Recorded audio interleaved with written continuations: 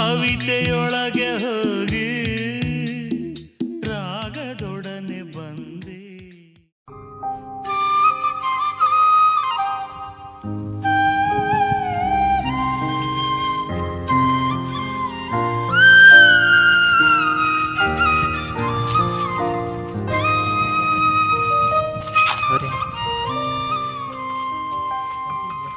ನಮಸ್ಕಾರ, ನಾನು ನಿಮ್ಮ ಪ್ರೀತಿಯ ವಿನಯ ಹೊನ್ನವರ.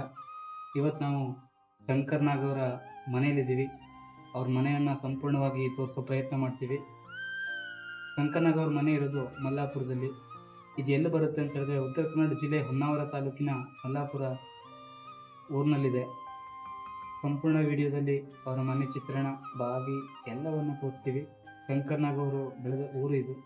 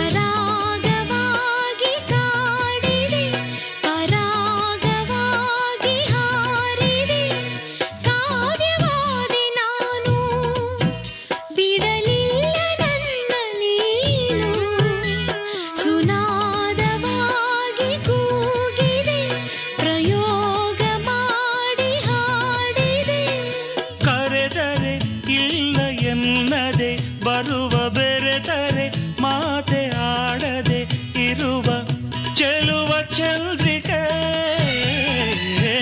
ಕಾವ್ಯ ಕಣ್ಣಿಕೆ ಮಾತನಾಡಲು ಅವಳು ಮಾಯವಾದಳು.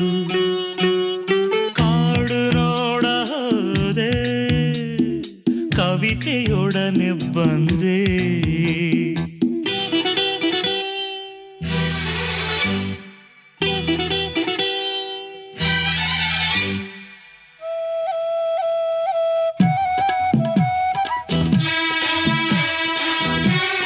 ಶಂಕರ್ ನಾಗ್ ಅವರ ಮನೆ ಪಕ್ಕದಲ್ಲೇ ಗುರುದತ್ತ ಮಂದಿರ ಇದೆ.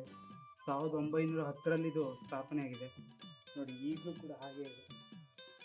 1910ರಲ್ಲಿ ಹೇಗಿತ್ತು ಈಗಲೂ ಹಾಗೆ ಇದೆ.